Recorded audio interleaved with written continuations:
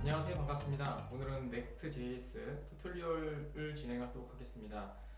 리액트를 처음 하시는 분도 있을 거고 자바스크립트를 한 다음에 리액트를 해야 된다고 말씀하시는 분도 있습니다. 물론 두 개 다 필요하고 그 다음에 중요한 역할이긴 합니다. 하지만 오늘은 저희는 서버에 연결하는 UI를 만들어낼 거기 때문에 그렇게 어렵지 않게 튜토리얼을 진행하려고 합니다. 그러면 튜토리얼을 먼저 진행하기 위해서 저희가 Next.js 요번에 하시게 될 내용을 먼저 좀 정리해 봤습니다. 처음에는 Next.js의 기본 개념, 그 다음에 왜 사용하는지, 그 다음에 라우팅에 관련된 얘기, 그 다음에 가장 중요한 서버 컴포넌트, 클라이언트 컴포넌트라는 개념, 그 다음에 데이터 캐싱, 그 다음에 렌더링 방식, 그 다음에 스타일링, 타일라인이라든지 그런 것들을 좀 적용하는 방법들을 한번 해볼까 하고 있습니다. 자, Next.js는 리액트 위에 만들어진 프레임워크입니다. 그러니까 반드시 리액트를 알아야 되는 것은 맞긴 합니다. 하지만 리액트를 모르셔도 프레임워크이기 때문에 훨씬 더 사용하기 편하고 쉽게 빠르게 작성해준다는 장점이 있습니다. 또한 리액트가 UI 프레임워크라면 Next.js는 라우팅, 빌드 도구, 서버 실행까지 포함한 종합 도구 상자입니다. 그렇기 때문에 개발도 편하고 그 다음에 조금 더 렌더링이나 그런 것도 좀 편하게 되겠죠. 그럼 여기서 아셔야 될 내용은 노드 JS 런타임입니다. 자, 서버에서 자바스크립트를 실행해주는 프로그램인데 이를 통해서 백엔드와 그 다음에 프론트엔드를 한 프로젝트에서 같이 개발할 수 있습니다. 여러분들이 느끼시기에는 리액트나 그 다음에 자바스크립트나 HTML은 프론트엔드 아닌가? 라고 하실 수 있는데 실질적으로 자바스크립트를 통해서 서버를 구성하는 경우도 있기 때문에 백엔드와 프론트를 나눠서 작업하시는 게 맞습니다. 자, 따라서 어플리케이션을 빌드할 때 정적 데이터가 있는 특정 페이지와 구성 요소를 미리 렌더링해서 작성할 수도 있습니다. 한 번만 렌더링하면 필요할 때마다 제공해서 이를 통해 어플리케이션을 빠르게 만들 수 있죠. 즉, 데이터를 계속해서 불러오지 않고 한 번 불러온 다음에 렌더링할 때 필요할 때 그 다음에 제공할 수 있다는 얘기가 되겠죠. 즉, Next.js는 빠르고 검색 엔진 친화적인 어플리케이션을 구축하기 위한 프레임워크입니다. 그래서 이를 통해서 저희도 한번 진행해 보려고 하고 있습니다. 어렵지 않으니 한번 차근차근 같이 따라해 보시면 좋을 것 같습니다. 저희가 노드부터 한번 설치하도록 하겠습니다. 노드. 자, 노드라고 검색하시면 노드.js 다운로드하는 곳이 나옵니다. 다운로드 눌러주시면 되고요. 그 다음에 윈도우에서 해주시면 되겠죠. 자, 윈도우 설치 프로그램 이쪽에 있으니까 저희는 MSI 파일로 설치하시면 됩니다. 자, 눌러주시고 다운로드 진행되면 자, 다운로드 들어가셔서 더블 클릭 누르셔서 설치해 주시기 바랍니다. 다른 설정은 없습니다. 그냥 넥스트를 통해서 설치해 주시면 됩니다.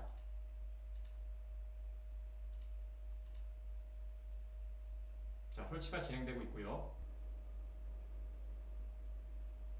자, 설치가 완료되면 피니시를 눌러주시고 저희는 CMD 창에서 설치가 되어 있는지 한번 확인해 보도록 하겠습니다. 노드 ---- 버전이라고 해주시면 노드가 설치된 버전이 나오시게 됩니다. 그 다음에 저희는 노드 패키지 매니저를 또 사용해야 되기 때문에 npm ---- 버전이라고 해주시면 되고 그 다음에 npx도 똑같은 방식으로 설치되었는지 확인해 주시면 됩니다. 저희가 사용하고 있는 버전은 22.17.0과 npm 버전은 10.92 똑같이 npx 버전도 10.9.2가 됩니다. 버전이 같아야 되기 때문에 꼭 확인해 주시기 바랍니다. 자, 이제 노드를 개발하기 위해서 이클립스에서 개발해도 되지만 이클립스는 UI에서는 약간 성능이 좀 떨어지는, 그러니까 개발하기가 좀 복잡한 면이 있기 때문에 저희는 VS 코드를 설치하도록 하겠습니다. 자, 똑같이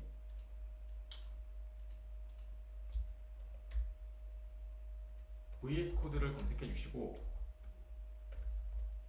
자, VS 코드 다운로드 들어가시면 됩니다. 다운로드해서 저는 윈도우에서 하고 있기 때문에 윈도우에 설치할 건데 저희는 시스템 인스톨러로 저는 설치하도록 하겠습니다. 자, 다운로드 눌러주시면 되고요. 자, 다운로드가 완료가 되면 똑같이 더블 클릭으로 설치해 주시면 됩니다.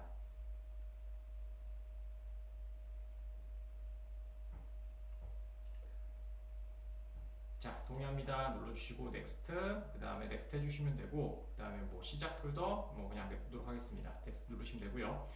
패스는 꼭 한번 추가해 주시면 좋을 것 같습니다. 사용하기가 조금 편해집니다. 자, 넥스트 눌러주시면 되고 그 다음에 설치해 주시면 됩니다.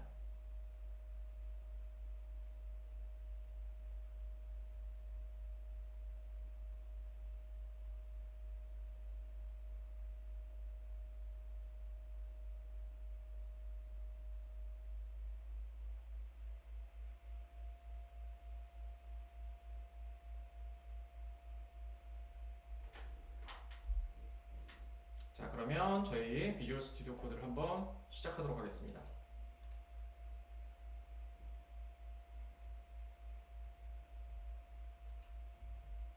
자, 설치가 완료되면 저희가 특별하게 진행할 건 없습니다. 이 상태로 두셔도 되고 그 다음에 하얀색 화면으로 쓰실 분들은 저희가 세팅해서 바꿔주면 됩니다. 저는 디폴트 값으로 그냥 사용하도록 하겠습니다. 저희가 개발을 하기 위해서 첫 번째 필요한 것은 플러그인들을 좀 설치하셔서 여러분들이 개발할 때 좀 도움을 받을 수 있도록 하겠습니다. 자, 왼쪽에 맨 마지막에 있는 익스텐션에 들어가셔서 저희가 설치할 것은 ES7, 그 다음에 리액트, 그 다음에 리덕스, 그 다음에 리액트 네이티브라고 되어 있는 이 플러그인을 설치하도록 하겠습니다. 플러그인은 여러분들이 사용하시는 편한 거 사용하시면 됩니다. 자, 인스톨 눌러주시면 되고요. 그 다음에 트러스트 눌러주시면 됩니다. 자, 두 번째로 설치할 내용은 타입스크립트에 관련된 얘기들이죠. 그래서 자바스크립트 and 그 다음에 타입스크립트.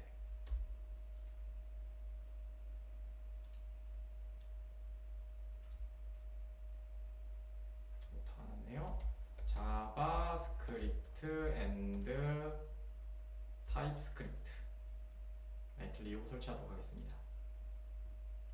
자, 그 다음에 CSS 중에서 저희는 타일윈드라고 하는 애를 사용하기 때문에 타일윈드도 저희가 편하게 사용하기 위해서 CSS 인텔센트를 좀 설치하도록 하겠습니다. 인텔센트 설치 트러스트 해주시면 되고요. 자, 그러면 저희는 지금 3개의 익스텐션을 좀 설치해 놨고요. 이렇게 3개 설치했습니다. 확인해 주시면 될 것 같습니다. 자, 이제 개발을 진행해 보도록 하겠습니다. 다른 설정들은 뭐 특별한 건 없고요. 코드 쪽에 들어가셔서 폴더를 먼저 저희가 만들고 그 다음에 작업하도록 하겠습니다. 자, C에 그 다음에 오른쪽 버튼, 그 다음에 새 폴더로 만들어 주시고 프로그램, 그 다음에 언더바 vs 코드라고 만들도록 하겠습니다. 자, 그러면 비주얼 스튜디오 코드에서 저희 오픈 폴더 눌러주시면 되고요. 그 다음에 아까처럼 방금 전에 만들어 놓은 C에 그 다음에 프로그램 vs 코드 들어가셔서 폴더 선택해 주시면 됩니다. 자, 그 다음에 항상 요거를 트러스트 해주셔야 됩니다.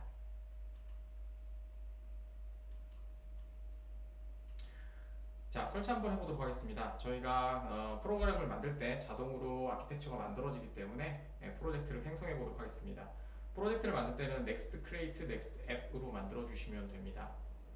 자, 먼저 터미널을 먼저 들어가도록 하겠습니다. new 터미널 해주시고 여기서 한번 확인하셔야 될 게 있습니다. 여러분들이 VS 코드에서 터미널을 열게 되면 저희가 이클립스에서는 자동으로 처음에 얘를 터미널을 사용할 수 있도록 해주는데 얘는 되어 있지 않는 경우가 있습니다. 그렇기 때문에 꼭 처음에 하셨던 명령어 load vs를 한번 해주시고 그 다음에 똑같이 npm도 버전으로 좀 확인해 주시면 될 것 같습니다. 지금 보시는 것처럼 npm이나 그 다음에 npx 두 개 다 지금은 스크립트가 실행이 안 되도록 되어 있습니다. 그래서 이거를 허용해 주는 작업을 해 주셔야 됩니다. 따라서 자세한 내용 여기 들어가 보시면 https 이렇게 되어 있는 링크를 좀 복사하셔서 여러분들의 브라우저를 키시고 주소를 똑같이 넣어 주시면 해결 방법이 나오게 됩니다. 자, 내려가시면 파워쉘의 정책에 문제가 발생했다고 쭉 나오게 되겠죠. 그래서 파워쉘 정책을 여러분들이 파워쉘에서 실행해 주셔서 인식할 수 있도록 해주시면 됩니다. 자, 그럼 한번 해보도록 하겠습니다. 밑에 설명들이 있으니까 여러분들이 폴리시 정책을 해주면 되니까 저희는 리모트 사인드로 하시면 되겠죠.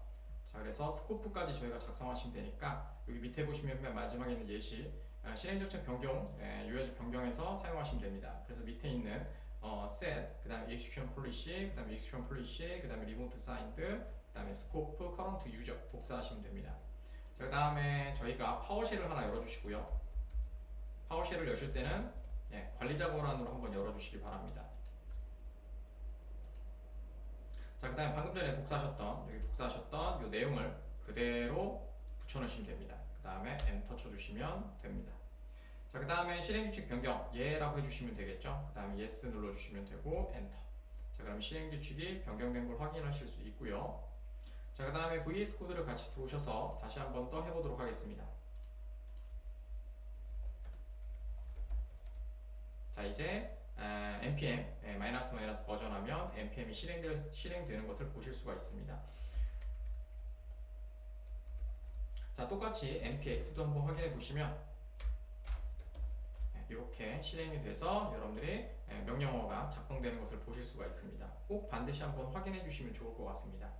자, 그러면 이제 개발을 진행하기 위해서 저희가 프로젝트를 한번 생성해 보도록 하겠습니다. 프로젝트 말씀드린 것처럼 npx, 그 다음에 create, 그 다음에 hyphen, 그 다음에 next, 그 다음에 hyphen app 해주시면 됩니다. 그 다음에 latest 걸어주면 되겠죠. 자, 이렇게 해주시면 됩니다. 자, 엔터 치시면 되고요. 자, 그러면 yes 눌러주시면 되겠죠. 자, 그러면 프로젝트 네임 해주겠냐? 라고 하는 겁니다. 프로젝트 외에는 저는 next app이라고 만들도록 하겠습니다. next app이라고 만들어주시면 되고요. 그 다음에 타입스크립트 사용할 거냐? yes.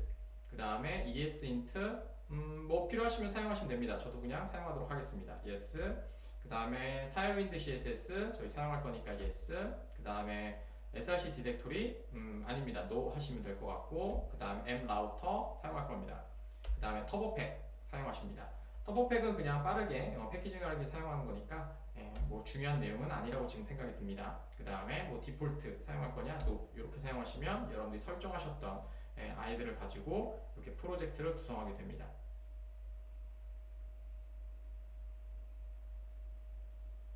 여담으로 말씀드리는 2015년 2월에 크레이트 리액트 앱이라고 하는 CRA가 더 이상 안 되기 때문에 이제는 여러분들 리액트 만들 때는 바이트로 만드셔야 되고요. 그 다음에 기타 등등 좀 변경한 것들이 있으니까 꼭 확인하시고 여러분들이 리액트나 아니면 타입스크립트나 아니면 넥스트JS를 사용하실 때 적용해 주시면 좋을 것 같습니다.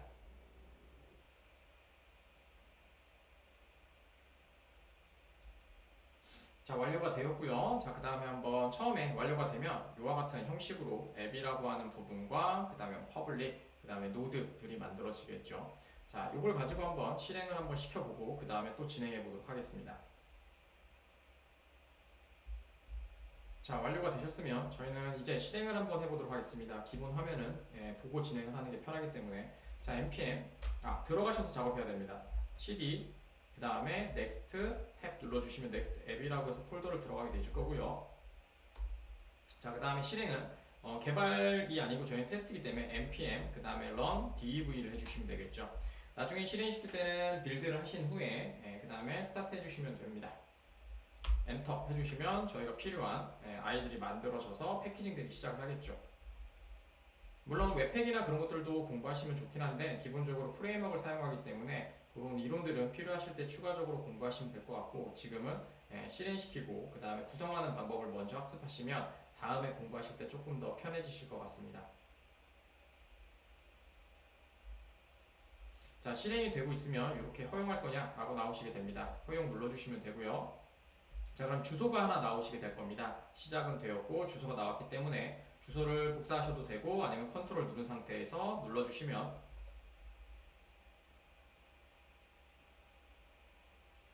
200이 들어왔고 지금 화면이 켜져 있는 걸 보실 수가 있습니다. 이렇게 단순하게 그냥 설치만 함으로써 여러분들이 시작을 할 수 있는 화면이 나오게 되겠죠. 자, 그럼 첫 번째 라우팅에 대해서 먼저 말씀드리고 싶습니다. 자, 라우팅이 가장 중요하죠. 라우팅과 내비게이션은 리액트에서는 여러분들이 라우터를 만들고 그 다음에 뭐 구성을 하고 그 다음에 라우터로 또 연결을 하고 하는 작업이 필요했지만 Next.js는 파일 시스템 기반입니다. 그냥 폴더를 따라가다는 얘기가 되겠죠. 그래서 폴더와 파일을 만들면 자동으로 URL 경로가 만들어집니다. 한번 만들어 보도록 하겠습니다. 기본적인 폴더인 앱에서 자, 여기 위에 오른쪽 버튼 하셔도 되고 뭐 추가적으로 그냥 폴더를 만드시면 됩니다. 그래서 선택 눌러주시고 그 다음에 폴더 눌러주시면 되고요. 저는 유저스라고 하나 만들도록 하겠습니다. 유저스. 자, 그 다음에 TSX, 타입스크립트니까 오른쪽 버튼, 그 다음에 뉴 파일로 만들어 주시면 되고요. 그 다음에 페이지란 이름을 사용하셔야 됩니다. TSX. 처음에 리액트를 하신 분들이 조금 복잡해 하시는 게 유저스가 이름이 되고 그 다음에 그 안에 들어가 있는 page.txx가 호출되는 페이지의 이름입니다. 자, 되셨고요. 그 다음에 만드실 때는 요즘에 펑션으로 많이 사용하니까 RAF 그 다음에 CE 이렇게 만들어 주시면 됩니다. 아까 전에 저희가 익스텐션으로 설치해놨기 때문에 리액트 그 다음에 화살표 함수, allow function, arrow function, 그 다음에 export component로 만들게 되면 이 형식으로 만들어지게 되겠죠. 자, 다른 거는 손댈 필요 없고 저희는 div에서 여기다가 하나만 글자만 하나 넣어도록 하겠습니다. 자, users page라고 만들도록 하겠습니다. 자, 저장 누르시면 되고요. 그럼 자동으로 반영되고요. 그렇다면 여러분들이 users라는 이름이 라우팅이 되겠죠. 엔드 포인트가 될 겁니다. 그래서 아까쯤에 있었던 화면에서 여기에서 방금 전에 하셨던 요 페이지 슬러시 하시고 users라고 해주시면 이렇게 방금 전에 만든 유저 페이지가 호출되는 것을 볼 수가 있습니다. 자, 요게 넥스트에서 라우팅 표시 방법입니다.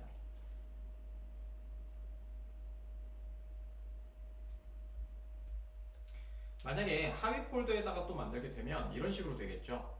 자, 유저 페이지에 그 다음에 오른쪽 버튼 뉴 해주시고 그 다음에 폴더를 하나 더 만들어서 자, 여기다가 유저라고 한번 페이지라고 그냥 한번 만들어 보도록 하겠습니다. 페이지 폴더를 하나 만들어 주시고 이 안에 자, 오른쪽 버튼 그 다음에 뉴 파일 해주시면 되고요. 자, 그 다음에 여기는 똑같이 이름은 page.tsx라고 만들어 주시면 되고 그 다음에 똑같이 RAFCE 이렇게 해주시면 됩니다. 다시 한번 말씀드리지만 React, 그 다음에 Arrow, 그 다음에 Function, 그 다음에 여기 Component라고 되어 있는 애를 사용하시면 됩니다. 자, 엔터 누르시면 되고요. 자, 여기도 똑같이 그 다음에 New, User, 그 다음에 Page라고 한번 만들어 보도록 하겠습니다. 그럼 호출은 여러분들 아시는 것처럼 앱에 들어가 있을 때는 페이지가 만들어졌으니까 앱의 유저의 페이지가 되겠죠. 그러면 여러분들 뒤에다가 엔드포인트는 뒤에 페이지만 붙여주시면 되겠죠. 다시 브라우저 들어가셔서 끝에다가 슬러시 페이지라고 해주시면 지금 보시는 new user 페이지가 호출되는 걸 보실 수가 있습니다. 아주 간단하죠. 리액트보다는 훨씬 더 간단하고 직관적으로 보실 수가 있을 것 같습니다.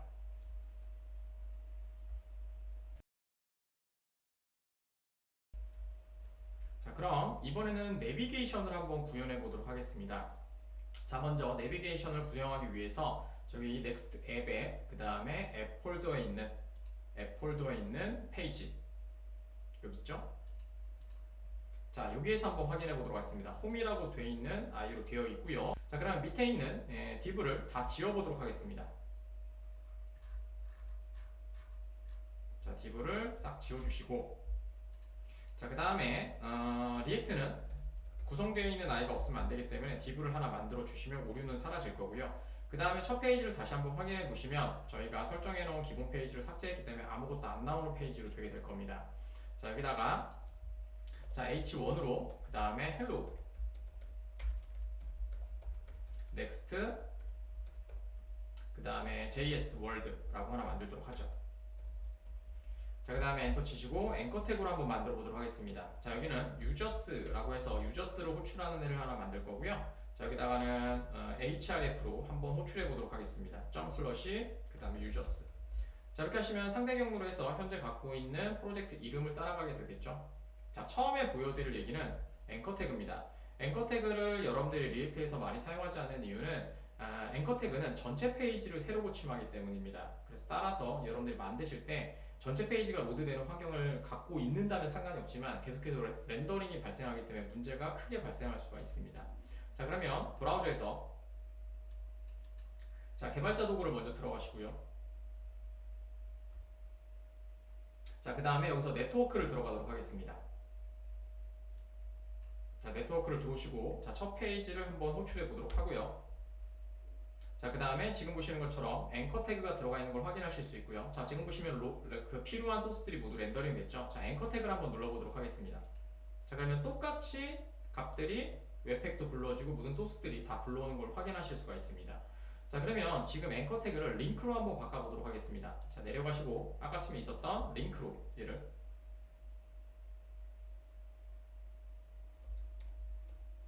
자, 같이 바꾸기는 컨트롤 시프트 L입니다. 그래서 이렇게 바꿔주시면 됩니다. 자, 링크를 사용하시면 ESC 눌러주시고요. 링크를 사용하시면 넥스트 링크라고 해서 링크 태그가 들어가는 걸 보실 수가 있고요. 자, 링크로 바꾸실 때문에 변경되는 코드는 하나도 없습니다. 그냥 링크 태그만 변경된 거고요. 자, 이제 다시 한번 가보도록 하겠습니다. 자, 저장 누르시고요. 자, 그 다음에 화면 들어가셔서 첫 페이지 들어가 보도록 하겠습니다. 엔터 치고, 자, 그 다음에 이 부분을 로그를 다 지워보도록 하겠습니다. 이번에는. 자, 그 다음에 유저스, 링크로 되어 있는 유저스를 누르면 지금 보시는 것처럼 유저스만 렌더링 돼서 화면에 보이시는 걸 보실 수가 있을 겁니다. 이렇게 하셔서 앵커 태그와 링크의 사용 방법을 한번 알아봤습니다. 자, 그렇다면 클라이언트 컴포넌트와 서버 컴포넌트를 먼저 구분을 하셔야 되겠죠. 자, 컴포넌트를 두 가지로 나눈 이유는 서버 컴포넌트는 서버에서 렌더링 돼서 HTML을 만들어서 보내준다고 생각하시면 될 것 같고, 클라이언트 컴포넌트는 브라우저에서 실행돼서 상호작용을 부분을 담당합니다. 뭐 간단히 얘기하면 서버 컴포넌트는 스프링이라든지 그 다음에 그 자바스크립트 되어 있는 서버에서 데이터로 되어 있는 부분이 아니라 HTML을 만들어서 클라이언트에 보내게 되고, 클라이언트 컴포넌트 부분에서는 여러분들이 온클릭이라든지 이벤트를 하고 있습니다. 가장 중요한 부분은 유저 클라이언트 GCO를 상단에 추가해줘야 됩니다. 따라서 개발에서는 대부분의 컴포넌트는 서버 컴포넌트로 만들고 버튼 클릭과 같은 인터랙티브한 부분만 클라이언트 컴포넌트로 구분하여 분리하여 개발함으로써 성능과 유지 보수에 좋게 됩니다. 자, 먼저 정리를 한번 보시면 지금 보시는 라지 번들이라든지 소스 인터랙티브라든지 그 다음에 서버 사이드 렌더링이 아니거나 뭐 이런 같은 경우에는 클라이언트 렌더링으로 만들게 되고, 자, 그 다음에 뭐 스몰 번들이라든지 그 다음에 SEU라든지 그 다음에 뭐 보안성이 좀 높은 애들은 서버 사이드 렌더링을 진행하게 됩니다. 서버 사이드 렌더링을 사용하면 상호작용성이 손실이 발생되므로 서버에서 렌더링 되는 구성 요소인 서버 구성 요소는 클릭 변경 제출 등과 같은 브라우저 이벤트를 수신할 수 없습니다. 자, 로컬 저장소와 같은 브라우저나 API를 액세스할 수 없으며 상태를 유지하거나 이러한 효과를 사용할 수가 없게 됩니다. 즉 간단히 말씀드리면 오클릭과 같은 이벤트를 사용하지 못한다는 얘기가 되겠죠. 자, 예시를 보게 되면 클라이언트 사이트 렌더링이고요. 그 다음에 서버 사이드 렌더링이 됩니다. 자, 페이지가 로드된 후에 브라우저에서 API 요청이 이루어지게 되고요. 그 다음에 서버 사이드 렌더링 같은 경우에는 넥스트 서버에서 실행되고 완성된 HTML이 전달이 됩니다. 따라서 스프링 서버가 API를 제공하고 넥스트가 받아서 서버 사이드 렌더링을 진행하게 되는 역할을 하게 되죠. 그래서 값을 받으면 서버 사이드 렌더링이라고 생각하시면 될 것 같고요. 이벤트라고 하시면 클라이언트 사이트 렌더링이라고 좀 생각하시면 조금 더 편하게 다가오실 수 있을 것 같습니다. 자, 그러면 예시를 통해서 한번 보여드리면 좋을 것 같아서 예시를 한번 만들어 보도록 하겠습니다.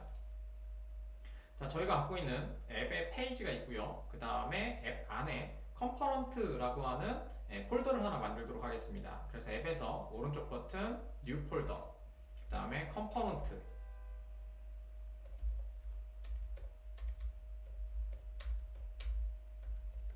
자, 이렇게 해서 컴포넌츠라고 하는 애를 하나 만들도록 하겠습니다. 자, 그러면 여기에 오른쪽 버튼 뉴 파일을 만들어 주시고요. 자, 그 다음에 프로덕트라고 하나 만들도록 하겠습니다. 카트 .tsx 만들도록 하겠습니다. 얘는 서버 사이드 컴포넌트로 만들도록 할 겁니다. 자, 그 다음에 오른쪽 버튼 뉴 해주시고, 자, 이번에는 add to cart라고 하는 애를 하나 만들도록 하겠습니다. 자, 이번에는 클라이언트 컴포넌트를 만들도록 하겠습니다.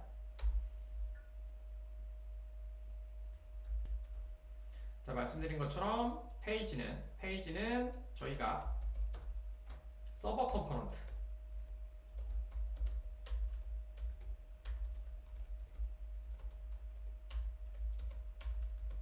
자, 기본으로 사용이 될 거고요. 자, 그 다음에 프로덕트 컴포넌트는 말씀드린 것처럼 서버 컴포넌트로 만들 겁니다. 자, 됐고요. 그 다음에 받은 내용들을 처리해주는 얘는 add to cart는 클라이언트 컴포넌트로 만들 겁니다. 자, 얘는 아까쯤에 설명드린 것처럼 use client라는 게 선언이 돼 있어야 되겠죠. 맨 위에 선언돼 있어야 됩니다. 자, 이렇게 작업을 해주시면 되겠죠.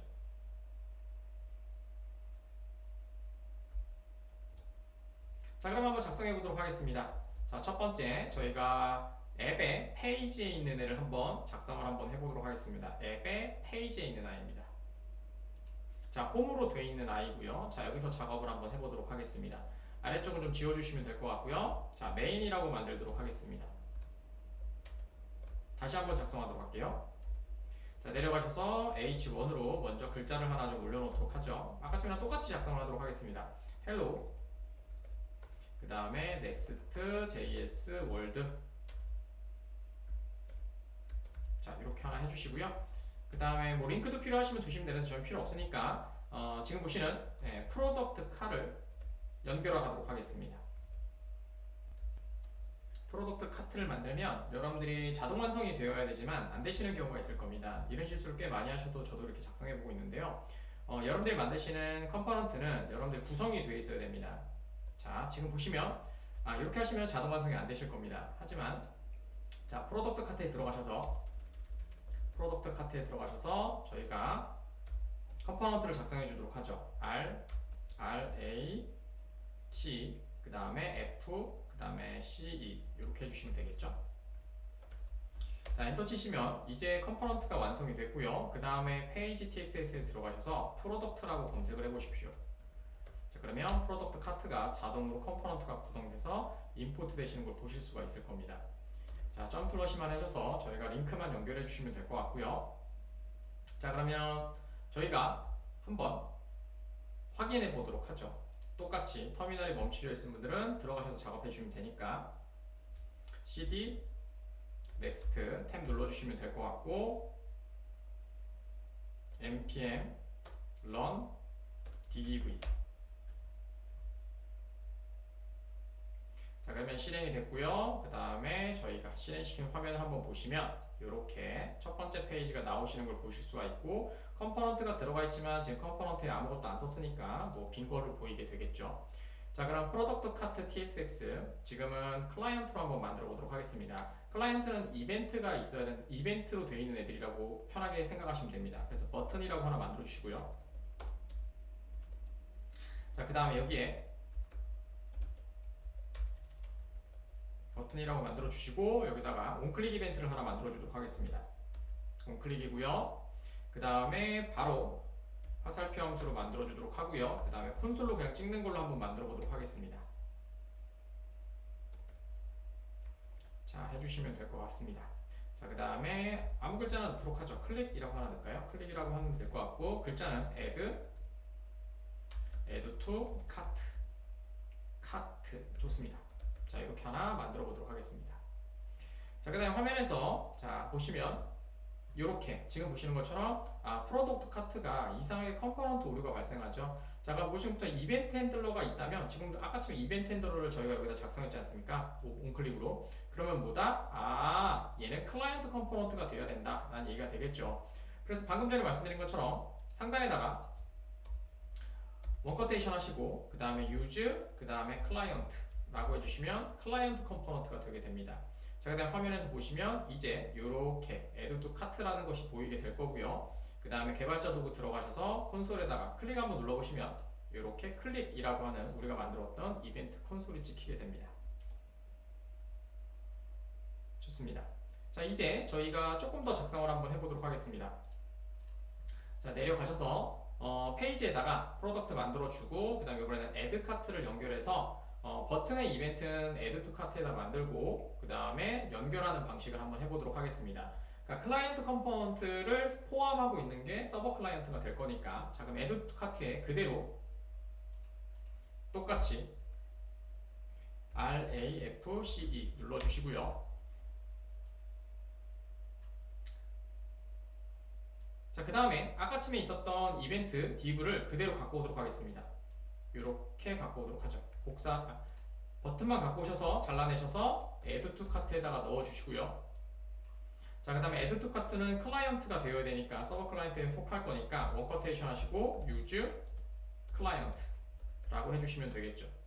자, 그 다음에 얘는 이제 유지 클라이언트가 필요가 없고 이제 서버 클라이언트가 될 거기 때문에 서버 클라이언트로 그냥 만들어 주시면 될 것 같고, 여기에 add to cart를 컴포넌트로 사용해 주시면 되겠죠. 자, 그러면 이벤트가 처리되는 add to cart가 따로 있고, 그 값을 처리해 주는 서버 클라이언트가 따로, 서버 컴포넌트가 따로 있고요. 이렇게 나눠서 작업하시는 걸 위에서 설명드렸던 PPT 내용이었습니다. 자, 그럼 한번 보도록 하겠습니다. 자, 이제 이렇게 따로 만들어진 걸 구성하는 걸 보실 수가 있죠. 그 다음에 똑같이 개발자 도구에서 보시면 눌러보시면 구성되는 클릭이라는 글자를 뜨게 되겠죠. 자, 지금 보시면 얘는 어디 있어요? add to cart에서 실행되는 걸 보실 수가 있죠. 됐습니다. 자, 지금 보시는 실행됐던 아이를 구성하는 거를 조금 더 그림으로 그려드리면 이런 식으로 될 것 같습니다. 자, 지금 보시는 것처럼 자, 저희가 앱에다가 기본적으로 갖고 있는 페이지 txx는 서버 컴포넌트로 되어 있고요. 그 다음에 컴포넌트 두 개를 만들었죠. 프로덕트 카트 txx와 그 다음에 add to cart txx를 만들었습니다. 자, 그래서 지금 보시는 것처럼 add to cart는 온클릭 이벤트가 이렇게 존재하게 되겠죠. 온클릭 이벤트가 존재하기 때문에 클라이언트라고 선언이 되어 있어야 되고요. 유저 클라이언트로 선언이 되어 있어야 하고, 서버 클라이언트에서 프로덕트 카트에서 얘를 가져와서 사용하게 되겠죠. 자, 이렇게 가져오셔서 다시 프로덕트 카트가 저희가 갖고 있는 페이지 txx에 이렇게 임포트 되어서 사용되고 있는 거죠. 자, 이와 같은 구성이 되어 있기 때문에 개발이 조금 더 편해지는 상황이 발생하게 되겠죠. 물론 처음 보시는 분들은 이걸 굳이 왜 이렇게 해? 라고 나눌 수도 있지만 차근차근 여러분들이 느끼시다고 개발하시다 보면 이거에 대한 차이점을 좀 인식하실 수 있을 겁니다. 간단히 만들었지만 이렇게만 생각하시면 됩니다.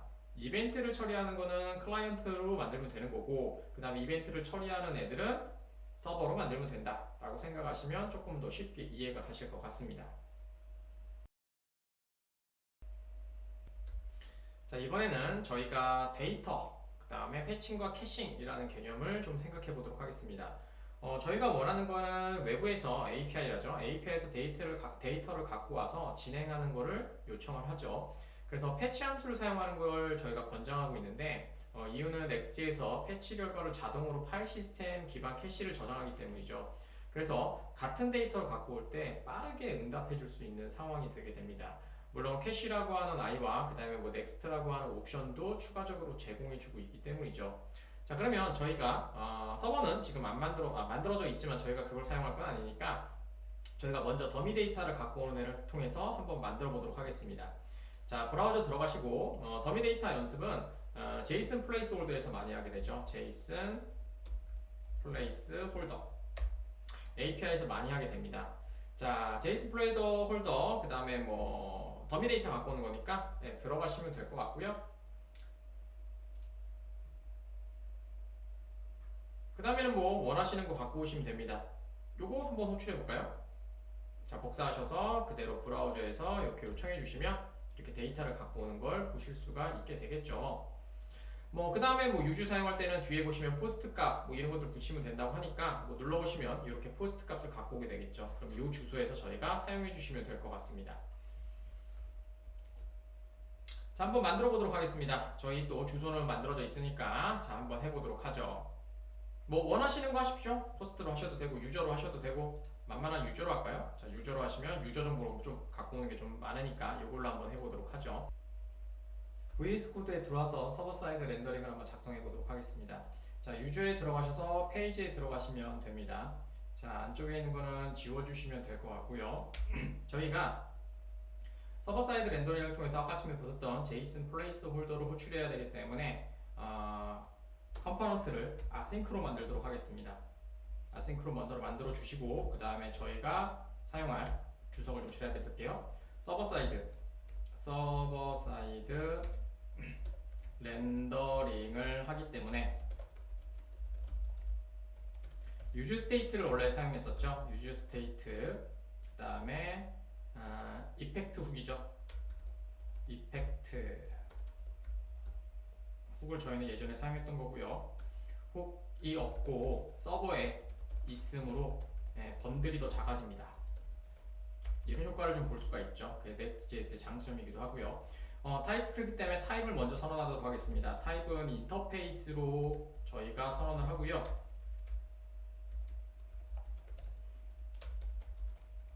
많이 하게 될 거니까 한번 보시고 또 수업 때 하셨던 내용을 같이 보시면 될 것 같습니다.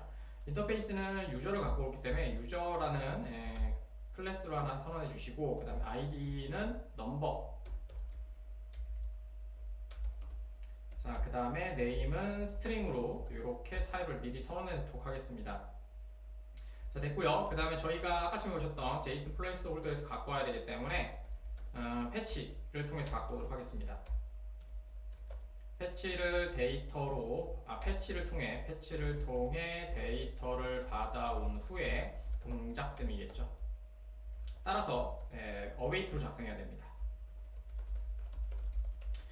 자, 됐습니다. 자, const고요. response라고 잡아주시면 될 것 같고요. 그 다음에 await 말씀드린 것처럼 await로 잡아주시면 되고, 자, 그 다음에 패치 해주시면 될 것 같고요. 자, 그 다음에 패치 주소는 아까쯤에 있으셨던 저장 누르시고 브라우저에서 JSON 값 갖고 오는 아이로 만들어 주시면 되겠죠. 위치를 잘못 적었네요. 자, 여기서 작성해 주시면 될 것 같고, 그 다음에 얘를 사용하는 애는 지정해 주면 되겠죠. const, 그 다음에 users라고 해주시고, 타입은 array로 만들면 되는데 유저가 들어간 array로 만들면 되겠죠. array 표시해 주면 되고, 그 다음에 await 해주시고, 그 다음에 받은 값, response 값을 promise 객체로 갖고 오기 때문에 저희는 JSON으로 변경해서 갖고 와야 되겠죠. 자, 이렇게 해주시면 됩니다. 자, 내려가셔서 자, 이제 화면에 출력을 좀 해주도록 하겠습니다. 그냥 H3로 하나, 이름 하나 작성해 놓을까요? H3로 하나 해주시고, 그 다음에 users라고 해주도록 하겠습니다. 자, 그 다음에 UL로 저희가 작업을 하면 조금 예쁘게 보일 거니까 뭐 안 하셔도 상관없습니다.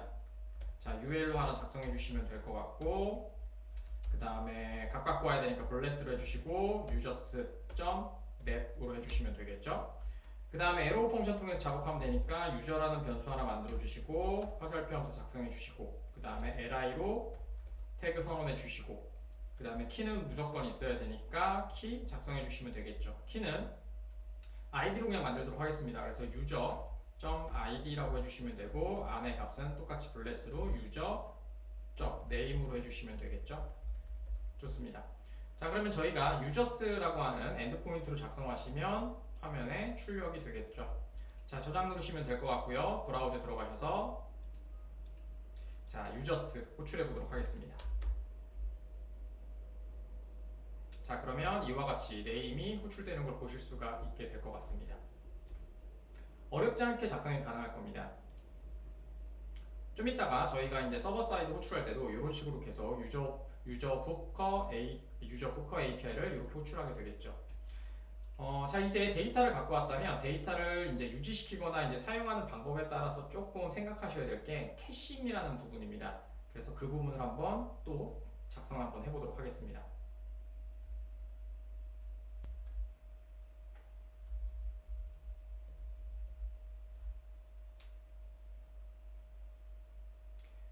자, 데이터 저희가 패치를 사용하고 있고요. 캐싱에 대한 얘기를 한번 해보도록 하겠습니다. 캐싱이란 액세스 데이터를 어디서 저장했느냐에 따라서 갖고 오는 속도를 처리하는 것을 얘기하죠. 그래서 메모리가 가장 빠르고, 그 다음에 파일 시스템, 그 다음 네트워크 순으로 속도가 느리게 됩니다. 그래서 패치 아작스 같은 경우에는 지금 보시는 것처럼 캐시라고 하는 부분과 그 다음에 넥스트라고 하는 부분을 따라서 여러분들이 캐시를 사용하거나 사용하지 않거나 처리할 수가 있게 됩니다.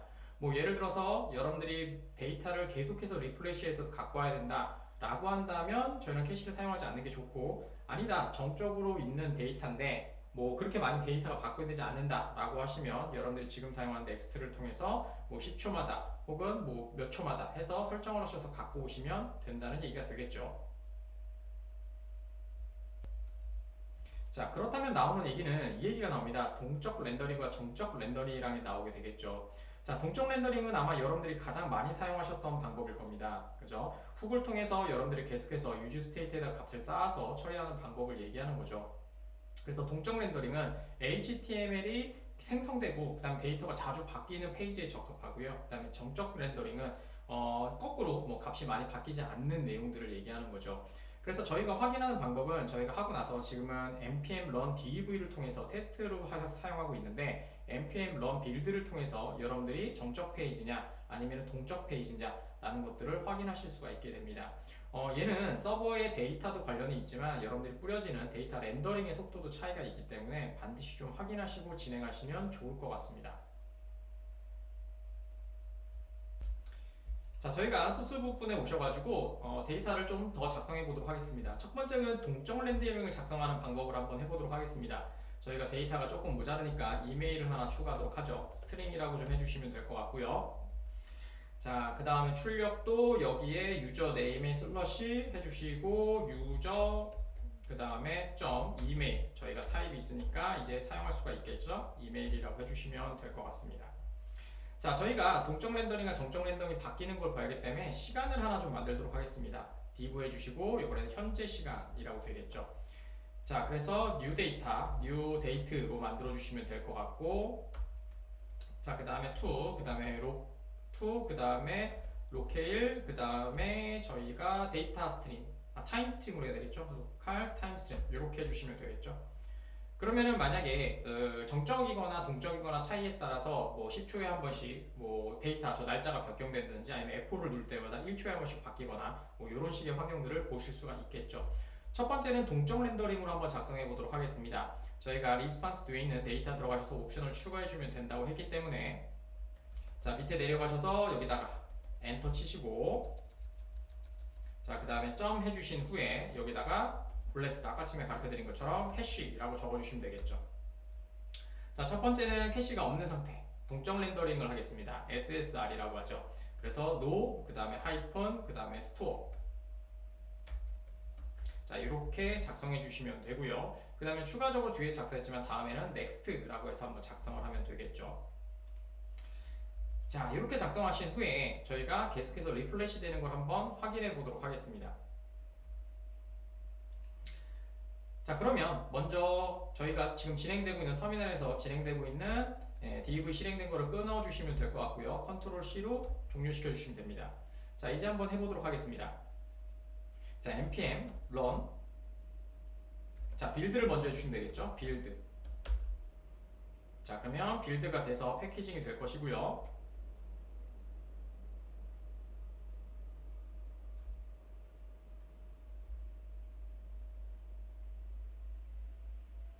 자, 크레이트가 조금 시간이 걸리네요.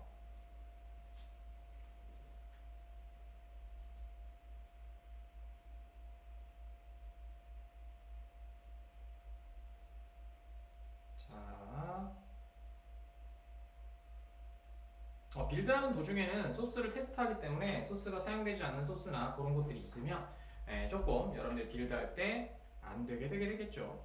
이렇게 컴파일 페일이 뜨게 되겠죠.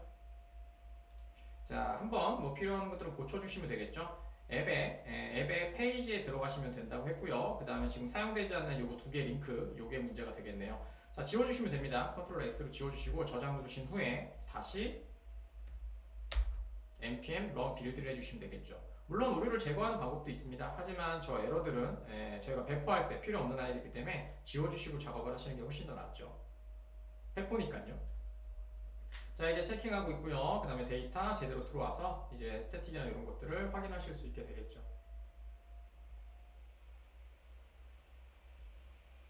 자, 좋습니다. 자, 지금 보시면 저희가 완성이 되고 나서 빌드하게 되면은 여기에서 동그라미 표시가 있으실 겁니다. 동그라미 표시가 있고 이렇게 체크가 되어 있는데 지금 보시는 것처럼 F라고 되어 있는 거는 동적이고요. 그 다음에 스태틱으로 되어 있는 거는 스태틱 컨텐츠가 되겠죠.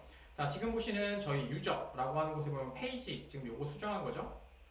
요 부분이죠. 자, 지금 보시면 저희가 뭘로 해놨냐면 캐시 노스토어로 해놨습니다. 그럼 뭘로 된다는 얘기냐? 동적 렌더링으로 된다는 얘기죠. 그러면은 여기 보시면 F라고 되어 있는 표시가 뜨게 되겠죠. 자, 그러면 패키징 된 애를 런으로 만들어졌으니까 실행해 보도록 하겠습니다. npm start. 자, 그러면 브라우저로 올려보도록 하고요. 컨트롤 누른 상태에서 올렸고요. 그 다음에 F12 누르신 후에 자, 물론 F12를 안 누르셔도 상관없습니다. 자, 그 다음에 여기다가 users 한번 호출해 보도록 하죠. 자, 그러면 시간이 지금 F4를 한 번씩 눌러보도록 하겠습니다. 11시 32분 26초. 자, 32초, 33, 34, 그 다음에 35, 36. 37. 자, 이렇게 해서 F5 누를 때마다 1초에 한 번씩 값이 변경되는 걸 확인할 수가 있습니다. 그렇다는 건 뭐냐면 계속해서 여러분들이 아는 제이슨 값을 계속 1초에 한 번씩 F5를 누를 때마다 리플레시 되면서 데이터를 호출했다는 얘기가 되겠죠. 자, 이번에는 저희가 정적 렌더링으로 한번 만들어 보도록 하겠습니다. 자, 소스에 들어가셔서 자, 이번에는 노캐시가 아니라 넥스트로 만들어 주시면 될 것 같고요. 그 다음에 안쪽에 값은 이렇게 처리해 주시면 되고, 그 다음에 리밸리데이트 해주시면 되고 10초로 작성해 보도록 하겠습니다. 너무 기니까 저는 5초로 작성하도록 하겠습니다. 자, 그 다음에 다시 터미널에서 컨트롤 C로 꺼주시고 다시 빌드하도록 하겠습니다. 런 빌드 해주시면 될 것 같고요. 자, 그러면 이번에는 저희가 정적으로 만들었으니까 아까쯤에 그 람다 표시 F로 돼 있었던 거, 그 모양으로 돼 있던 아이가 바뀌어서 빌드되는 걸 보실 수가 있겠죠.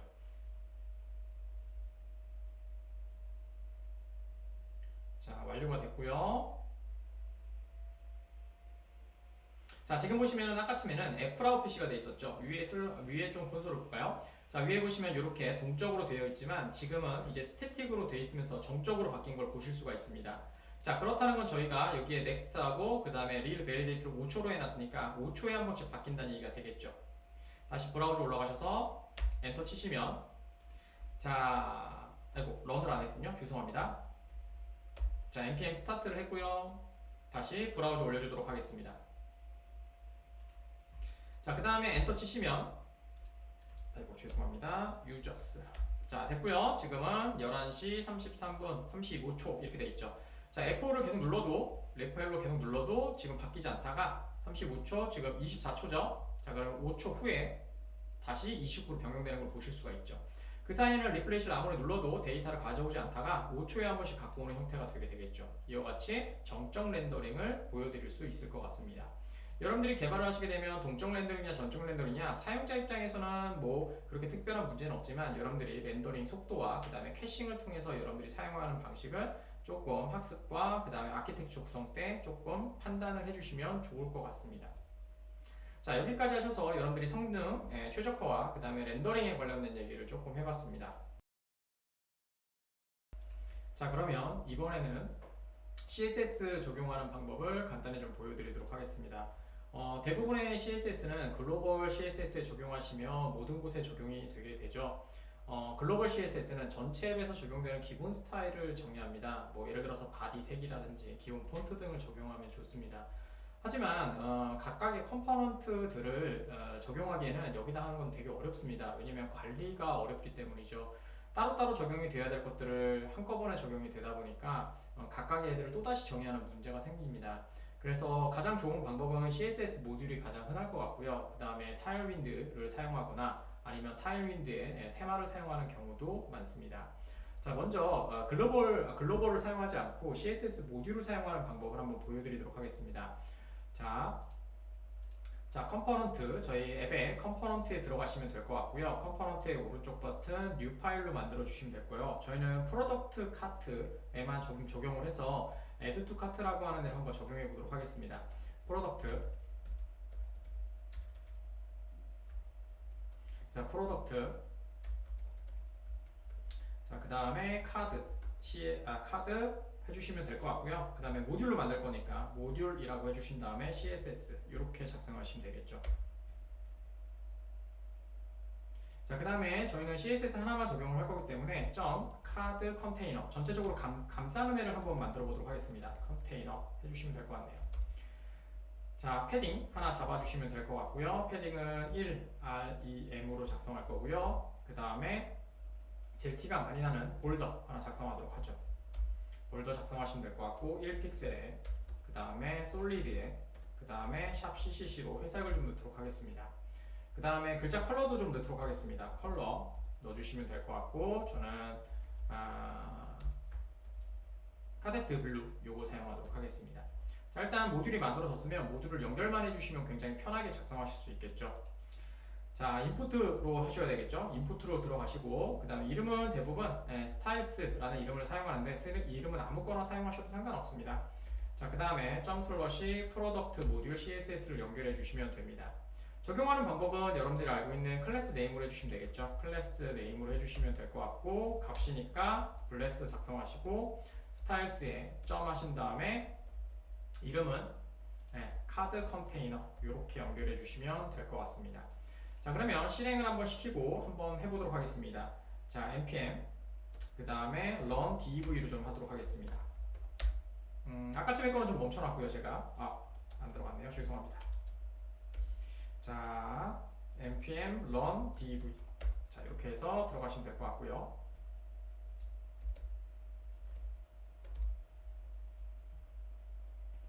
자, 스타트가 되면 자, 열어주시면 될 것 같고요. 자, 그러면 지금 CSS가 적용된 걸 보실 수가 있죠? 이렇게 모듈로 작성하실 수가 있습니다. 자, 그러면 이번에는 저희가 테일윈드 CSS를 적용하는 걸 한번 보여드리도록 하겠습니다. 먼저 설치를 해야 되기 때문에 일단은 꺼주시고 그 다음에 폴더는 항상 얘기하지만 여러분들 프로젝트에 들어오셔서 작업해 주시면 될 것 같습니다. 자, npm으로 설치하시면 될 것 같고요. 그 다음에 -d 해주시면 될 것 같습니다. 뒤는 개발 의존성으로 설치한다는 얘기죠. 뭐 요거는 다 아시는 내용들일 거고. 자, 인스톨한 적었네요. 인스톨 그 다음에 -d 옵션 사용하시면 될 것 같고, 테일윈드 그 다음에 css 그 다음에 포스트 css 그 다음에 오토 그 다음에 프리픽서라고 해주시면 됩니다. 자, 여기 설명을 드리면 테일윈드는 뭐 프레임워크고 그 다음에 포스트 CSS는 테일윈드가 사용하는 CSS 전처리기고요. 그 다음에 오토프릭서 같은 건 브라우저 호환성을 위한 접두사입니다. 그래서 뭐 CSS 밴더 접수사를 붙이지 않더라도 후처리 과정에서 자동으로 붙여주는 아이가 되겠죠. 그래서 그냥 호환성 때문에 사용하신다고 생각하시면 될 것 같습니다. 저렇게 하시고 엔터 쳐주시면 자, 이렇게 설치가 됐을 거고요. 자, 설치가 됐을 거고요.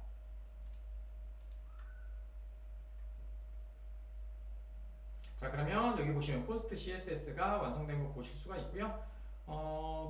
그 다음에 뭐 설정들이야 뭐 알아서 작업이 되는 거기 때문에 여러분들 크게 어렵지 않게 사용이 가능할 겁니다. 저희는 CSS 컬러를 한번 사용해 볼 생각입니다. 그래서 저희 CSS 들어가 보시면요. 사용하기는 많아서 저도 한번 보여드리려고 했다가 안 했고요.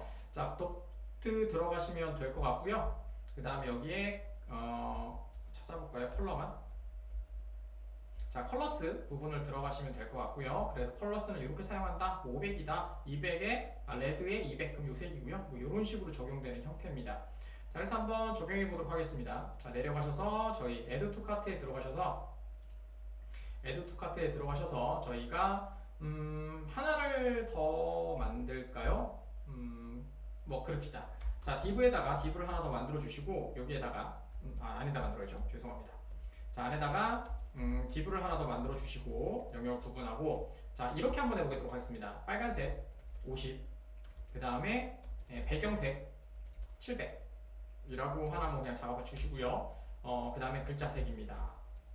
자, 이렇게 한번 해보도록 하겠습니다.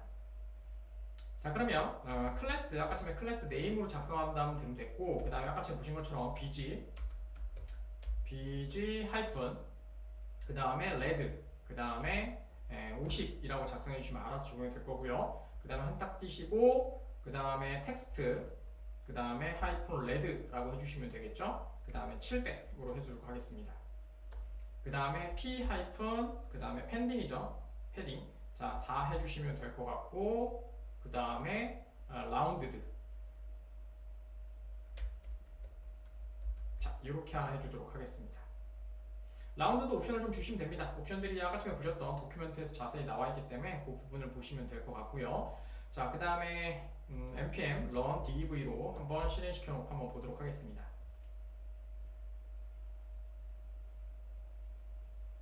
자, 됐습니다. 자, 그 다음에 저희가 화면에서 다시 한번 더 들어가시면, 자, 지금 보시는 것처럼 진한 빨간색, 겉에는 약간 흐린 빨간색으로 되게 되겠죠. 자, 그래서 뭐 좋다 나쁘다는 얘기하기가 조금 힘들 것 같습니다. 하지만 지금 보시는 것처럼 간단히 여러분들 적용하기가 편하게 작성이 될 것 같습니다. 자, 이번에는 테마를 한번 적용해 보도록 하겠습니다. 저희가 사용하는 플러그인으로 올려주시면 되고요. 저희가 Daisy UI라고 하는 애를 하나 사용해 보도록 하겠습니다. 타일랜드 기반의 UI 컴포넌트 라이브러리고요. 부트스트랩 같은 아이입니다. 그래서 뭐 테마 같은 거를 제공해 주기 때문에 굉장히 편하게 예쁘게 사용하실 수가 있게 되겠죠. 물론 부트스트랩 대안으로 좀 사용하실 수 있다는 얘기가 될 거예요. 자, 브라우저로 좀 들어가시고요. 그 다음에 저희가 DayZU라고 한번 쳐보도록 하겠습니다. DASYUI 이렇게 해주시면 되겠죠. 자, 이렇게 해주시면 될 것 같고요. 자, 그러면은 여기에서 저희가 들어가 보시면 도큐먼트부터 들어가시는 게 가장 편하겠죠. 들어가셔서 자, 도큐먼트 들어가시면 될 것 같고요. 그 다음에 소개 먼저 들어가 보도록 하겠습니다. 소개 들어가시면 뭐 이렇게 DayZUI가 뭐냐라는 애들 설명이 있고요. 그 다음에 인스톨 들어가시면 저희가 이렇게 설치를 해달라고 되어 있습니다. 그래서 한번 해보도록 하죠. 자, 그럼 한번 해보도록 하겠습니다. 자, 복사하시고 그대로 프로젝트 들어오셔서 컨트롤 C 누르셔서 중지해 주시면 될 것 같고요. 자, 그 다음에 프로젝트에다가 그대로 복사 넣으시고, 자, 그 다음에 DayZUI 레이티스트를 설치하시면 되겠죠.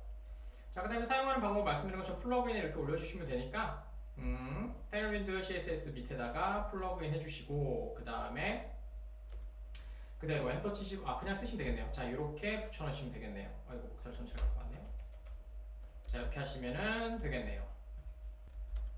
자, 그러면 잘 사용할 수 있다고 되어 있고요. 자, 그 다음에 이제 저희가 Add to Cart에다가 한번 적용해 보도록 하겠습니다. Add to Cart 들어가셔서 버튼에다가 한번 적용해 볼까요? 자, 버튼 들어가셔서 클래스 네임 해주시면 될 것 같고요. 자, 됐습니다. 그 다음에 btn primary 똑같죠? 저장 누르시면 되겠습니다.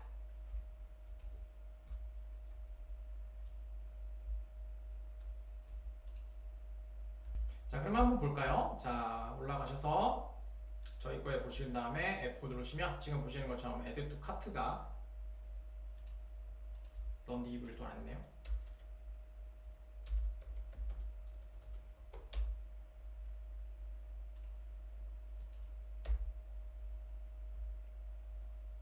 자, Add to Cart가 변경된 걸 보실 수가 있죠. 굉장히 간단하죠. 자, 이번에는 저희가 진행했던 것 중에서 테마를 한번 적용해 보도록 하겠습니다. 자, 테마를 적용하려면 테마가 뭔지 알아야 되겠죠. 자, 그럼 내려가시면 될 것 같고, 그 다음에 여기에서 테마를 검색해 보도록 하죠. 자, 테마스 들어가시면 될 것 같고요. 그러면은 테마가 뭐 이런 것들을 사용하면 된다. 그냥 여기다 테마만 걸어주시면 되는 것 같죠. 자, 그 다음에 테마 종류가 좀 있는데, 그래서 저는 뭐 예쁜 거 여러분들이 원하시는 거 사용하시면 될 것 같고, 위에 있는 컵케이크라고 하는 파스텔 톤으로 되어 있는 걸 한번 사용해 보도록 하겠습니다. 뭐 이런 식으로 적용이 되고, 얘도 이런 식으로 적용되고, 그래서 굉장히 편하게 사용하실 수 있겠죠. 자, 그럼 아까 전에 플러그인에다 적용하면 된다고 했으니까 저희 소스 들어가셔서 아까쯤에 있었던 글로벌 CSS로 들어가시면 될 것 같고요.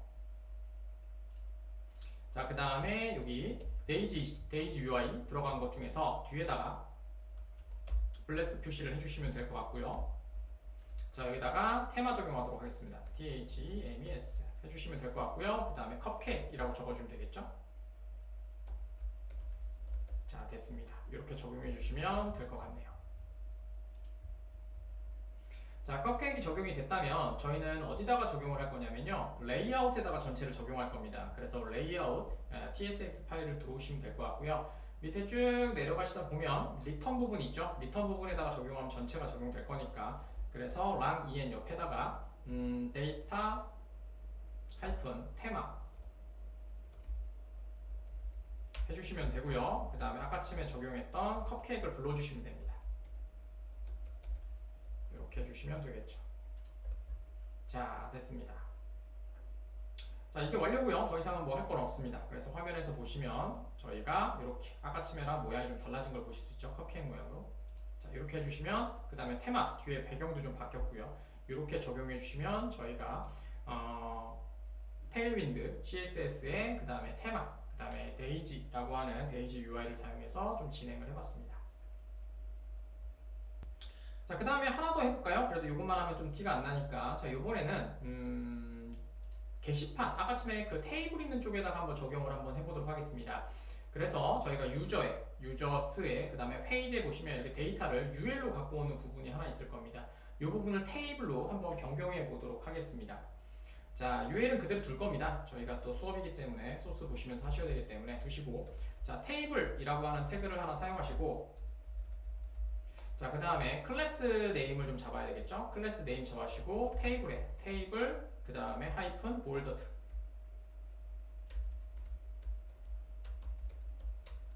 뭐 CSS 여러분들 부트스트랩 사용하시는 분들 알겠지만 부트스트랩과 그 다음에 용어가 같습니다. 그렇다는 거 뭐냐면 스프링, 그 다음에 스프링 부트스트랩과 같이 사용하시면 조금 오류가 발생한다는 얘기가 되겠죠. 참고하시면 좋을 것 같습니다. 자, 헤더 버튼을 좀 만들고요. T 헤더. 자, 만들어 주시면 될 것 같고요. 그 다음에 TR로 해주시면 될 것 같고요. 그 다음에 TD 두 개를 만들도록 하죠. 값이 두 개니까. 자, 그 다음에 TH로 합시다. TH로 해서 하나는 name, 그 다음에 TH 하나 더 만들어 주시고 하나는 이메일이라고 하도록 하겠습니다. 자, 그 다음 밑에다가 tbody를 만들어 줘야 되니까 tbody 만들어 주시고,